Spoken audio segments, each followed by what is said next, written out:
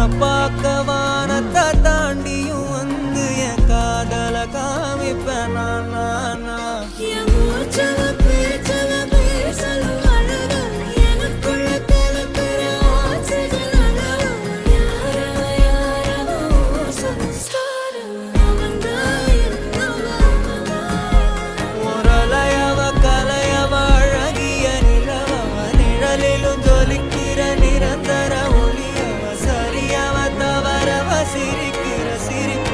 அவதான் காரணமா